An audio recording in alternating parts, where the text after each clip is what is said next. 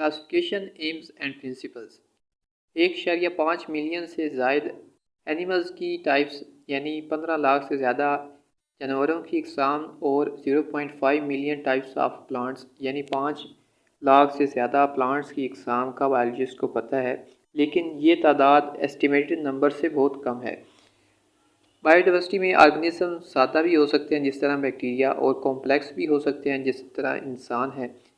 कुछ ऑर्गेनिजम्स सी यानी समुद्र में रहते हैं, कुछ लैंड पे रहते हैं, कुछ चलते हैं और दूसरे फ्लाई करते हैं। And still others are stationary, और कुछ जो है अपनी जगह पर खड़े रहते हैं जिस तरह प्लांट्स हैं। हर एक का ज़िंदगी जीने का अपना तरीका है। To study such a large collection and biologist classify the organism into groups and sub groups. ये सारी इतनी बड़ी कलेक्शन को स्टडी करने के लिए बायोलॉजिस्ट ने ऑर्गेनिजम्स को ग्रुप्स में और सब ग्रुप्स में डिवाइड किया है ताकि इनको स्टडी करना आसान रहे। Biological classification is a method by which biologist divide organisms into groups and sub groups. Biological classification से मुराद ऐसा मेथड है जिसके ज़रिए बायोलॉजिस्ट ऑर्गेनिजम्स को ग्रुप्स में और सब ग्रुप्स में डिवाइड करते हैं।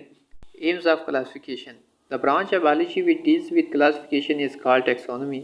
बायोलॉजी की वो ब्रांच जिसमें क्लासिफिकेशन स्टडी की जाए टेक्सोनॉमी कहलाती है, और वो ब्रांच जिसमें क्लासिफिकेशन के साथ साथ ऑर्गेनिजम्स की एवोल्यूशन हिस्ट्री भी ट्रेस की जाए, स्टडी की जाए, उसे सिस्टमेटिक्स कहते हैं।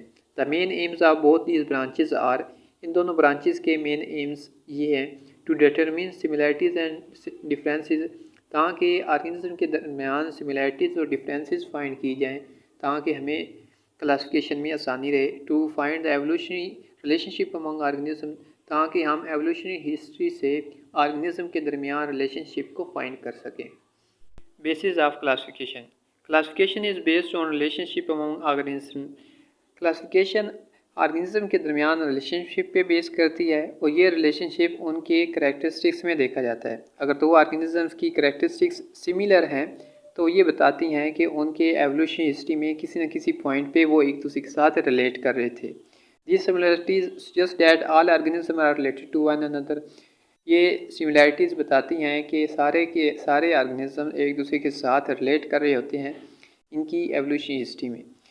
However some organism are closely related. कुछ ऑर्गेनिज्म एक दूसरे के साथ क्लोजली रिलेटेड होते हैं, जिस तरह स्पैरोज पिजन्स के साथ बहुत ज़्यादा क्लोजली रिलेटेड होते हैं। मतलब ये है कि उनकी एवोल्यूशन हिस्ट्री कॉमन थी। When biologist classify organism into groups and sub groups.